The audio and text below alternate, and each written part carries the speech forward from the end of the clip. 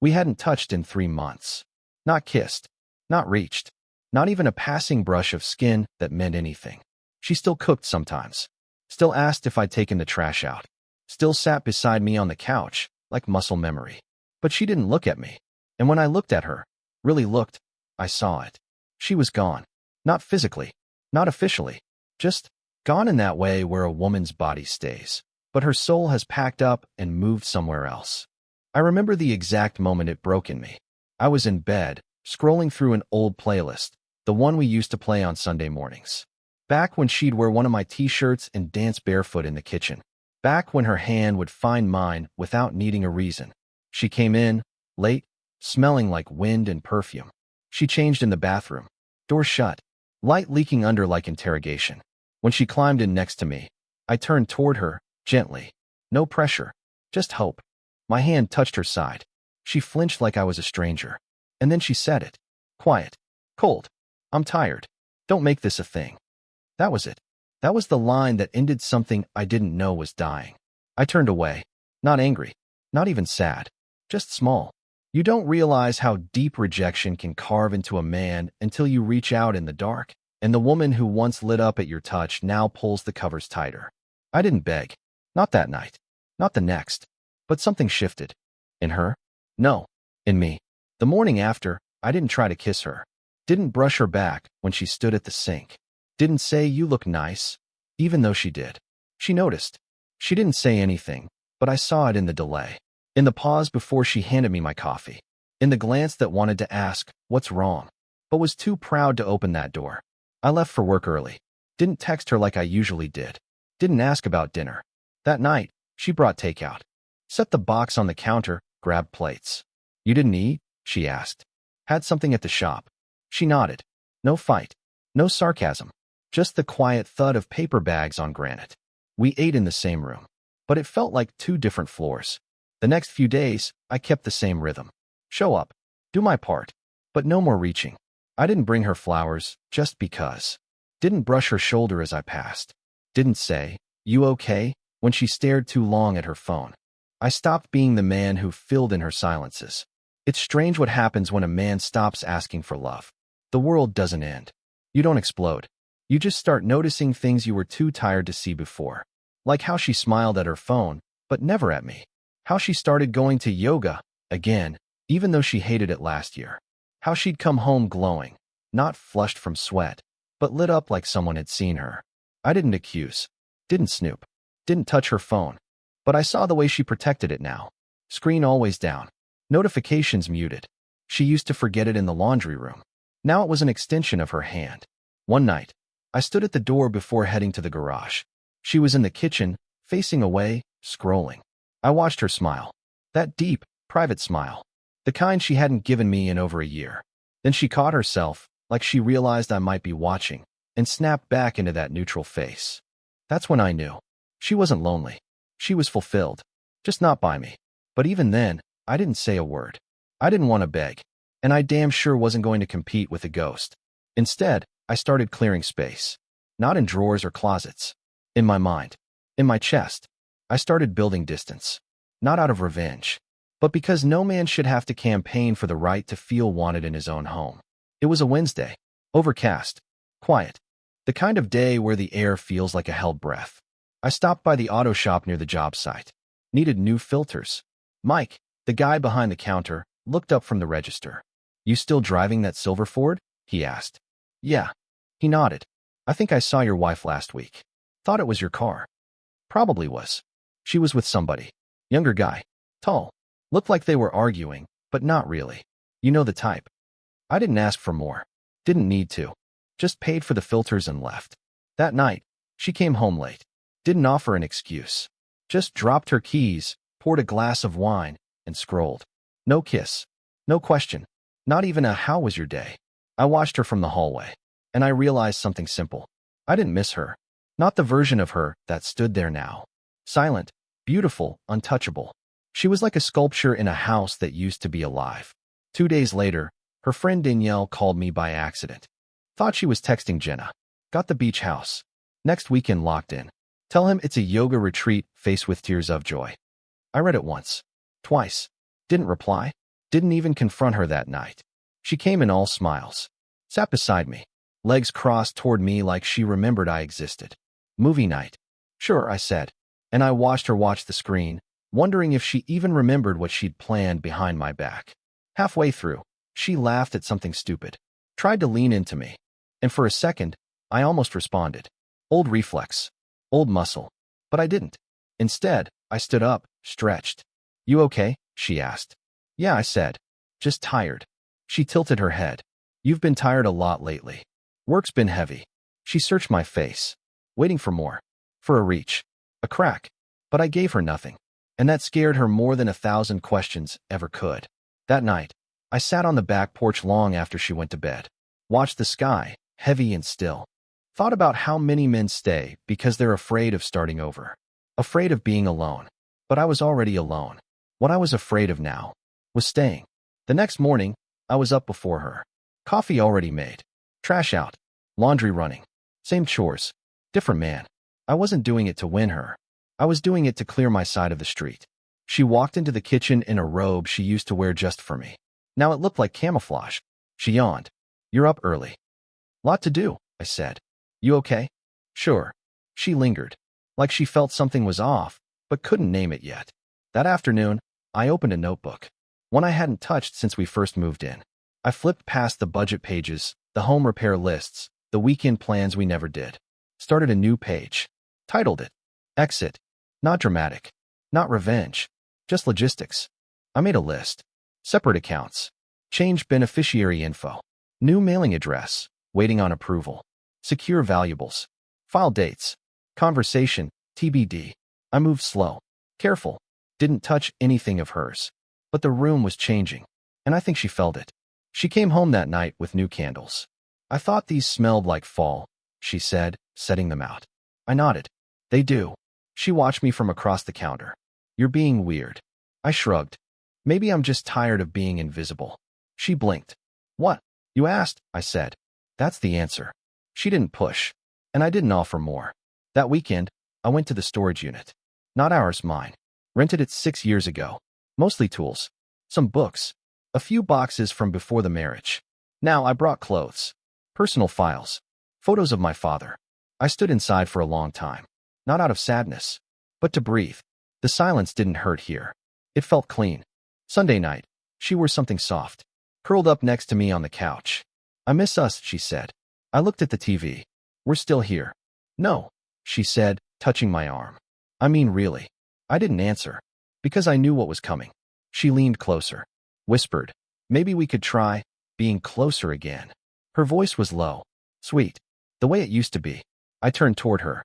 Looked her in the eye. You don't get to disappear for months and come back like it never happened. She stiffened. That's not fair. No, I said. What wasn't fair was me asking to be touched for a year and getting told I'm too needy. Silence. She looked away. Stung. Not because I lied, but because I didn't. That night, I didn't pack anything. Didn't slam a door. Didn't sleep in the guest room. I just closed my eyes and dreamed in peace for the first time in months. Monday morning, she texted me at 9:42 a.m. Thinking about you. Let's do something this weekend? Just us. No smiley. No heart. Too clean. Too strategic. I didn't respond. At noon, I stepped out to grab coffee. Ran into Erin, my mechanic's wife. We'd met a few times at the shop BBQs. She smiled. Then squinted. Hey, is everything okay with you and Jenna? Why? She looked instantly awkward. Sorry, I didn't mean to pry. It's just my cousin saw her downtown a few nights ago. Thought she was on a date. A date? Erin bit her lip. Could have been nothing. Just weird body language, I guess. He didn't think she was married. I smiled politely. That's useful information. She flushed. I didn't mean to cause. You didn't, I said. You just confirmed what I already knew. I nodded, thanked her, and walked away before the sympathy could show up. That night, Jenna made dinner. Pasta. Garlic bread. Real effort. Smells good, I said. She beamed. We sat, ate in near silence. Halfway through, she reached across the table. Touched my hand. Soft, intentional. Hey, she said. I know things have been weird, but I've been thinking a lot. Thinking's free, I said. She paused. I miss us. I miss being close. I want to get that back. I nodded. That's good. She waited, expecting more. When I didn't say it, she added, I want to fix this. Me too, I said. She exhaled, smiled, almost laughed. Really? I nodded. I've already started. She didn't catch it. Not yet. Tuesday, she came into the garage while I was organizing tools. She wore a shirt of mine. No bra. Just like old times. Need help? I didn't look up. No, thanks. Just finishing up. She leaned against the frame. Watching. You look good with your hands full. That line used to work. Now it felt like someone else saying it. Someone who read it off a cue card. I smiled. Appreciate it. She stepped closer. Mark. I turned slowly. She was right there, hopeful, bare, desperate without saying it. She reached for my hand. I let her take it, then pulled it back. You're too late. That night, I emailed the divorce attorney. Subject line. Green light. She woke up before me. That hadn't happened in over a year. She made coffee, set my mug exactly how I like it. 2 sugars, no cream. Sat across from me at the table. Said nothing. Just watch me drink. You have plans today? She finally asked. Yup. Want company? No. She flinched. Smiled too fast. Okay. Just thought I'd ask. I left the house without a kiss, without a backward glance. Drove to the storage unit. Brought the last of what I needed. My late mother's jewelry box. 3 framed photos from before we met. My father's military flag. I didn't take much. Just the things that wouldn't survive her hands. By Thursday, she was spiraling. Cleaned the whole house. Washed all the sheets. Bought groceries I hadn't mentioned needing. Lit candles in the bedroom. Left her phone face up for once. She came into the living room holding an old hoodie of mine. I found this in the laundry, she said, holding it to her chest like a memory. I didn't respond. She sat next to me. Too close. Too eager. I want to talk, she whispered. About us. There is no us, I said. Her mouth opened, then shut. She sat there frozen, the hoodie crumpling in her lap. That night, she cried in the shower. I could hear it through the wall. She didn't try to hide it. But I didn't go in. Didn't knock. Didn't ask. Because the man who once begged for connection was gone. Now he was packing. Friday, I came home to find her sister in the kitchen. Lily. She looked at me, arms crossed. She says you're punishing her. I raised an eyebrow. She say what for? She said you shut down. You stopped talking. Stopped caring. She tell you why? Lily hesitated. No. I nodded. Then asked her again. Lily watched me. Saw the stillness. Saw the quiet fury under it. She didn't say another word. Just picked up her purse and left. Jenna stormed in 20 minutes later. You brought my sister into this. No. You did. When you lied to her. She's worried about me. She should be. You're about to lose a husband who begged you to see him. She froze. Begged? She whispered. I nodded once. Past tense. She reached for me. I don't want to lose you. You already did. Saturday morning. She tried again. Made breakfast. Pancakes, my favorite. Set the table like it was 2014. Like we weren't 2 ghosts haunting the same kitchen. I sat down. Ate in silence. She watched me with hope leaking from her eyes. I canceled the yoga weekend, she said softly. I nodded. I told Danielle I'm not going anywhere next month. Still quiet. She leaned in. I'm not seeing anyone, Mark. I know what it looked like. But I swear, you don't have to lie anymore. Her voice cracked. I'm not. You are. But it doesn't matter. She blinked. It doesn't. No, I said, putting down my fork. Because I wouldn't stay even if you told me the truth. That hit harder than shouting ever could. She stared at me like I was a stranger. Maybe I was. Maybe the man she ignored for months finally died. And this one was what came after. Later that day, I opened the drawer with all our documents. Insurance, titles, tax records, marriage certificate. I placed a new folder on top. Separation, draft. Didn't hide it. Didn't warn her. Just left it there. She found it that night. I heard her breathing change when she saw the label. Heard the drawer shut harder than it needed to. She came into the bedroom. Eyes red. Hands shaking. You're serious, she said. Yes. You're just giving up? I looked at her. Calm. I already gave everything. You just didn't notice until I stopped. That night she didn't sleep. I did. Because when a man stops begging for love, he starts recovering. Sunday, she asked if we could talk. We sat in the garage. Neutral ground. She cried. Pled. Said the words I once would have killed to hear. You were right. I was selfish. I took you for granted. I made you feel like nothing. But you're not nothing. You're everything. I let her finish, then said one sentence. I believed that once. You made sure I don't anymore. She shattered, right there on the concrete. Not because I yelled, not because I cursed, but because I was done, without needing to prove it. I moved out on a Tuesday. No fight, no final conversation. Just a truck, a storage unit, and a key left on the counter. She came home to silence. Called me. I let it ring. She called again, and again, left a voicemail. You can't just leave without talking to me. This isn't over. But it was. That night, she drove to my friend Nate's place, the one guy she always hated. He texted me before she even parked. Your girl's here. Wants to talk. I told her you're not. I replied, thanks. Keep it that way. She tried everything after that. Emails. Old photos sent at 2 a.m. A playlist called Remember Us. She offered therapy.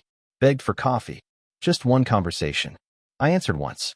Conversations don't fix months of silence. You chose your way. I'm choosing mine. The house stayed in her name. I didn't want it. Too many memories packed into drywall. I let her keep the furniture, the decor, the plants she said I watered wrong. I took only what mattered. My tools, my books, my time. Especially my time. Weeks passed. Then a letter came. Handwritten. 3 pages. She said she felt haunted. That the house didn't feel like home anymore. That every room echoed with what could have been. She ended it with, you used to say I was your piece. Now I realize you were mine. I just didn't know how to hold it. I didn't reply. Not because I hated her, but because some bridges don't burn, they freeze. And no one builds a home on ice. I saw her once more. By accident. A grocery store. Late evening. She looked thinner. Hair different. Eyes older. She noticed me second. Froze mid-aisle. Then gave a small, unsure wave. I nodded. That's all. She took a few steps toward me. Stopped. We stood there. 5 feet apart. 2 people with 100 shared memories and nothing left to say. Finally, she spoke. You look good. Thanks. Long pause. I still think about you, she added. I nodded again. I don't blame you, I said. She swallowed hard. I know I was the problem. I know, I said. She searched my face for softness. There wasn't any left. I do things differently now, she said. I smiled. Just a little. Yeah, that's the curse. What is? Realizing what you had, right after it's gone. She didn't follow me to the register. Didn't try to hug me. Just stood there holding a bag of frozen peas, crying in silence. And I walked out. No hate. No heat. Just clarity. That night, she sent one last message. If you ever want to try again, if there's any part of you that still believes in us. I didn't reply. Not because I was angry, but because I wasn't. You don't go back to a fire after you've learned to live without smoke. It's been 6 months. The apartment's small. Sunlight hits the kitchen around 7:15 every morning. I know because I make coffee at the same time every day now. There's no yelling. No guessing games. No sleeping on emotional landmines. Just space. Peace. Order. I started working out again. Not to prove anything. Just because I like how it feels to sweat without pressure. To build without begging. To feel like a man without needing someone else to remind me I am one. Sometimes I think about her. Not with hate. Not with longing. Just with distance. Like a book I used to reread, thinking the ending would change. But it never did. Because it wasn't fiction. It was just done. A friend asked me recently, would you ever get back with her if she really changed? I didn't even blink. No. Not even a little.